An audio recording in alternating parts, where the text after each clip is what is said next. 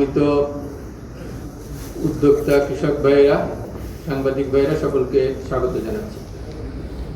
আপনারা জানেন যে সিলেট অঞ্চল 4টি জেলা নিয়ে গঠিত। 4 জেলায় 4 ধরনের কৃষির পরিবেশ বিদ্যমান।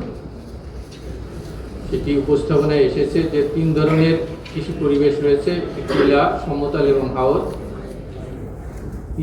কৃষি পরিবেশে 3 ধরনের অ্যাপ্রোচ আছে কৃষির উন্নয়নের জন্য। সকল বিষয়ই অন্তর্ভুক্ত করে এই প্রকল্পটি 2022 থেকে 2026 ডিসেম্বর অবধি চলমান।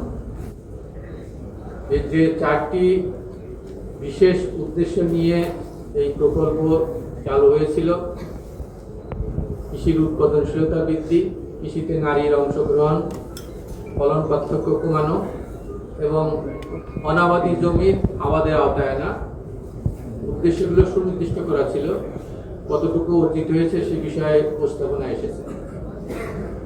তো আমরা মাঠ পর্যায়ে যেটি দেখেছি যে অনাবাদি জমি আবাদের আওতায় আনা যে চ্যালেঞ্জগুলো আছে, সেই চ্যালেঞ্জ মোকাবেলায় আংশিকভাবে সফল হয়েছে প্রকল্প। পূর্ণাঙ্গ সফল হতে আরো যে বিষয়গুলো লাগবে সেই বিষয়গুলো উপস্থাপনা এসেছে। নিশ্চয়ই আগামী দিনগুলোতে আমরা বিভিন্ন পর্যায় থেকে সহায়তা পেলে আমরা সফলতা অর্জন করতে সমর্থ হব। নারীর অংশগ্রহণ বৃদ্ধিতে এই অঞ্চলে সামাজিক কিছু বাধা আছে। আমরা প্রশিক্ষণের মাধ্যমে চেষ্টা করছি নারীকে কৃষির মূল ধারায় সম্পৃক্ত করা। এখন অবধি নারীরা এই অঞ্চলে বসতবাড়ির কৃষি, বিশেষ করে জৈব সার তৈরি বা নার্সারি হিসেবে এই সব জায়গাতে তাদের সম্পৃক্ততা বেশি। মাঠ পর্যায়ের কার্যক্রমে তাদের সম্পৃক্ততা কম সিলেট বিভাগে অন্য অঞ্চলের তুলনায়। উৎপাদনশীলতা বৃদ্ধিতে আমরা কৃষির আধুনিক প্রযুক্তি এবং কৃষির যন্ত্রপাতি ব্যবহারের মাধ্যমে অনেকাংশে সফল হয়েছে। ফলন পার্থক্য কমানোর ক্ষেত্রে আমরা চেষ্টা করেছি যে যেসব বিষয় ঘাটভুক্ত প্রতিষ্ঠান থেকে সুপারিশ করা হয়েছে সেগুলো প্রতিপালনের মাধ্যমে মাঠ পর্যায়ে ফলন পার্থক্যটা কমিয়ে নিয়ে আসার। চ্যালেঞ্জ হিসেবে এই অঞ্চলের কৃষিতে প্রধান চ্যালেঞ্জ হচ্ছে পানি।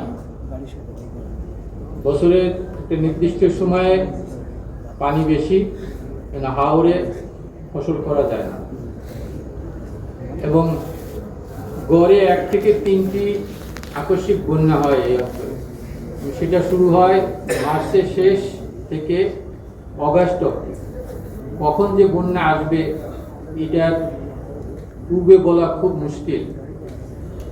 এই অঞ্চলের আকস্মিক বন্যা নির্ভর করে আমাদের আভ্যন্তরীণ বৃষ্টিপাত এবং দেশের সীমানার বাইরে বৃষ্টিপাতের উপরে।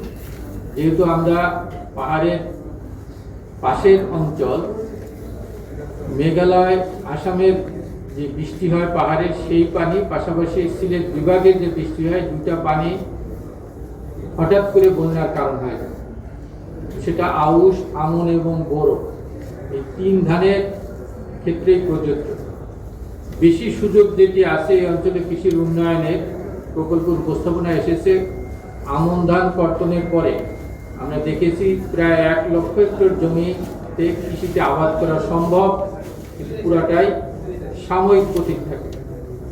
সেই সাময়িক পতিত জমিতে আমরা যদি স্বল্প পানির ফসল চাষাবাদে কৃষক ভাইদেরকে উৎসাহিত করতে পারি, সম্পৃক্ত করতে পারি, সেখানে যে ধরনের সহায়তা দেওয়ার প্রয়োজন আছে, সীতা পাইপ, LLP এবং খালগুলোতে পানির ব্যবস্থা রাখা, নিশ্চয় করে যে খাল খনন কর্মসূচিতে এটা ইতিবাচক ভূমিকা রাখবে। আগামী দিনে